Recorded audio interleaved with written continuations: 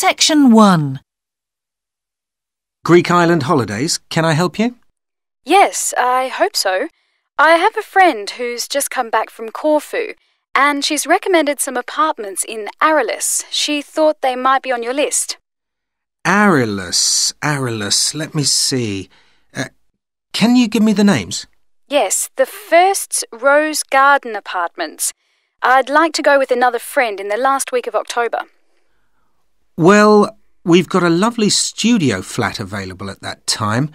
I'm sure you'd enjoy the entertainment programme there too, with Greek dancing in the restaurant. And the cost for each of us? £219. That sounds very reasonable. I'm just jotting down some notes. Now, the second one she mentioned was called Blue Bay. Blue Bay. Yes, in fact, that's very popular, and it has some special features. Really? The main attraction is the large swimming pool with salt water. Much healthier, I understand. That's right. And it isn't far from the beach either, only 300 metres. And only around half a kilometre to some shops, so you don't have to be too energetic. Is it much more expensive than the first one? Let me just check. I think at the time you want to go, it's around £260. No, £275 to be exact. Right, I've got that. Now, there are just 2 more apartments to ask you about. I can't read my own writing. Something to do with sunshine, is it? I think you meant the sunshade apartments. They're on a mountainside. Any special features? Yes, each room has its own sun terrace, and there are shared barbecue facilities. Ooh, sounds lovely. Yes, it is rather well equipped. It also provides water sports. It has its own beach. There are facilities for water skiing. Any kite surfing? My friend's quite keen. Not at the hotel, but I'm sure you'll find some in Arilus. There's also satellite TV in the apartments. And how much is that one? £490 with 2 sharing. You mean £245 each?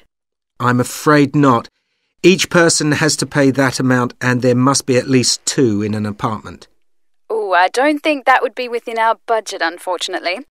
And the last one sounds a bit expensive too. The Grand? Actually, it's quite reasonable. It's an older style house with Greek paintings in every room and a balcony outside. Sounds nice. What are the views like? Well, there are forests all round, and they hide a supermarket just down the road, so that's very useful for all your shopping needs. There's a disco in the area too. And the price? £319 at that time, but if you leave it till November, it goes down by 40%. Too late, I'm afraid. Well, why don't I send you a brochure with full details, Miss Nash. But don't worry about that. I'm coming to Upminster soon, and I'll call and get one. I just wanted to get an idea first. Well, that's fine. We've got plenty here when you come. If you've got a minute, could I just check a couple of points about insurance? I got one policy through the post, but I'd like to see if yours is better. Fine. What would you like to know? Well, the one I've got has benefits, and then the maximum amount you can claim. Is that like yours? Yes, that's how most of them are. Well, the first thing is cancellation. If the holiday's cancelled on the policy I've got, you can claim £8,000. We can improve on that, Miss Nash. For Greek island holidays, our maximum is £10,000. That's good. Of course, our holiday won't even cost £1,000 together. It's still sensible to have good cover. Now, if you go to hospital, we allow £600. Yes, mine's similar.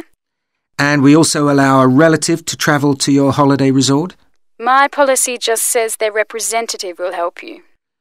You can see there's another difference there. And what happens if you don't get on the plane? Nothing, as far as I can see on this form. Don't you have missed departure? No, I'll just jot that down. We pay up to £1,000 for that, depending on the reason. And we're particularly generous about loss of personal belongings, up to £3,000, but not more than £500 for a single item. Then I'd better not take my laptop. Not unless you insure it separately. OK, thanks very much for your time. You've really been helpful. Can I get back to you? Your name is... Ben Ludlow. That's Ludlow. I'm the assistant manager here. I'll give you my number. It's 081 260 543 216. But didn't I phone 081 260 567 294? That's what I've got on the paper. That's the main switchboard. I've given you my direct line. Right. Thank you very much for your time. Section 2. For the second in our series about locally run businesses, we meet Simon Winridge, co-founder of the hugely successful Winridge Forest Railway Park. Welcome, Simon. Now, perhaps you can begin by telling us a little bit about how it all started. Well, during the 1970s, my wife Liz and I had just acquired 80 acres of sheep farming land, and we decided to settle down and have children. Pretty soon we had a daughter, Sarah, and a son, Duncan. The place was wonderful for the kids. They particularly loved trains and gradually built up an enormous network of miniature railway track. I began to develop larger-scale models of locomotives, but we didn't think anything more of it until I went on a trip to a theme park near Birmingham and decided we could do a much better job. So we set up a small one ourselves, based on the miniature railway, and we opened to the public for just a month that year, 1984, in July, our driest month, because our children said they didn't want our guests to have a miserable wet visit. I dealt with park business and Liz carried on with the farm work. It soon became clear that we were onto a winner. We began to extend the railway track and lay it among more interesting landscape by planting trees, which in turn attracted more wildlife, and by making cuttings through the rock. Nowadays, we're open all year round, and we're pleased to say that Winridge is one of the most popular visitor attractions in the area, with 50,000 visitors a year.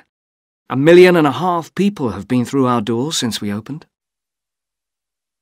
All these visitors mean we have had to expand our operation, and it's now a truly family concern. I'm near to retirement age, so I only concern myself with looking after the mechanical side of things, keeping the trains going. Liz now devotes all her energies to recruiting and supporting the large squadron of workers, which keep the place running smoothly. We're really pleased that, after some years away teaching, Sarah has now returned to the park and makes sure the visitors are kept fed and watered, which keeps her pretty busy, as you can imagine. Our son Duncan has been a stalwart of the park for the last 10 years, taking over from me in the area of construction. And I'll say a little bit more about that in a moment. And his new wife, Judith, has also joined the team in charge of retail. That's becoming a tremendous growth area for us.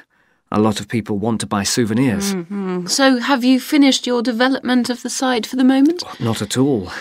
We're constantly looking for ways to offer more to our visitors. The railway remains the central feature, and there's now 1.2 kilometres of the line laid, but we'd like to lay more. Because of the geology of the area, our greatest problem is digging tunnels, but we're gradually overcoming that. We're also very pleased with a new installation of the go-kart arena, which is 120 square metres in area. Again, the problem is the geology. We had to level the mounds on the track for safety reasons. We wanted to enable 5 to 12-year-olds to use the go-karts. And the main attraction here is the Formula One kart. We've known fights to break out over who gets it. And then, finally, to our most recent development, which is the landscape swimming pool. Section 3. Ah, Caroline. Come on in, sit down. Thanks. So how's the dissertation planning going? Well, Dr. Shulman, I'm still having a lot of trouble deciding on a title. Well, that's perfectly normal at this stage. And this is what your tutorials will help you to do. Right. What we'll do is jot down some points that might help you in your decision. First of all, you have chosen your general topic area, haven't you? Yes, it's the fishing industry. Oh, yes, that was one of the areas you mentioned. Now, what aspects of the course are you good at? Well, I think I'm coping well with statistics, and I'm never bored by it. Good. Anything else? Well, I found computer modelling fascinating. I have no problem following what's being taught, whereas quite a few of my classmates find it difficult. Well, that's very good. Do you think these might be areas you could bring into your dissertation? Oh, yes, if possible. It's just that I'm having difficulty thinking how I can do that. You see, I feel I don't have sufficient background information. I see. Well, do you take notes? I'm very weak at note-taking.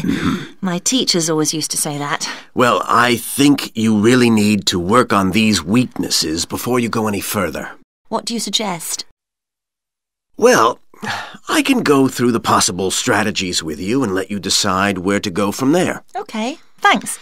Well, some people find it helpful to organize peer group discussions. You know, each week a different person studies a different topic and shares it with the group. Oh, right. It really helps build confidence. Yeah. You know, having to present something to others. I can see that. The drawback is that everyone in the group seems to share the same ideas. They keep being repeated in all the dissertations. Okay. You could also try a service called Student Support. It's designed to give you a structured program over a number of weeks to develop your skills. Sounds good. Yes. Unfortunately, there are only a few places. But it's worth looking into. Yes, of course. I know I've got to work on my study skills. And then there are several study skills books you can consult. Right. They'll be a good source of reference. But the problem is, they are sometimes too general. Yes, that's what I've found. Other than that, I would strongly advise quite simple ideas, like using a card index. Well, yes, I've never done that before. It's simple, but it really works because you have to get points down in a small space. Another thing I always advise is don't just take your notes and forget about them. Read everything 3 times. That'll really fix them in your mind. Yes. I can see it'd take discipline, but... Well, if you establish good study skills at this stage, they'll be with you all your life. Oh, yes, I completely agree. It's just that I don't seem to be able to discipline myself. I need to talk things over. We'll be continuing these tutorials, of course. Let's arrange next month's now. Let's see. I can see you virtually any time during the week starting the 22nd of January. What about the 24th? I'm free in the afternoon. Sorry, I'm booked then. What about the following day? The Thursday? Yeah? I can make the morning. Fine. We'll go for the 25th then. That's great. Thanks. Section 4. Good morning. In the last few lectures, I've been talking about the history of domestic building construction. But today, I want to begin looking at some contemporary experimental designs for housing. So, I'm going to start with a house which is constructed more or less under the ground. And one of the interesting things about this project is that the owners, both professionals but not architects, wanted to be closely involved, so they decided to manage the project themselves. Their chief aim was to create somewhere that was as environmentally friendly as possible. But at the same time, they wanted to live somewhere peaceful. They'd both grown up in a rural area and disliked urban life. So the first thing they did was to look for a site, and they found a disused stone quarry in a beautiful area.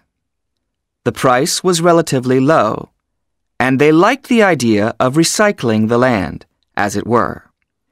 As it was, the quarry was an ugly blot on the landscape, and it wasn't productive any longer either. They consulted various architects and looked at a number of designs before finally deciding on one. As I've said, it was a design for a sort of underground house, and it was built into the earth itself, with 2 stories.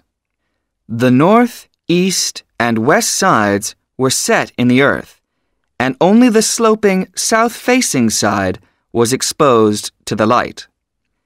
That was made of a double layer of very strong glass. There were also photovoltaic tiles fixed to the top and bottom of this sloping wall.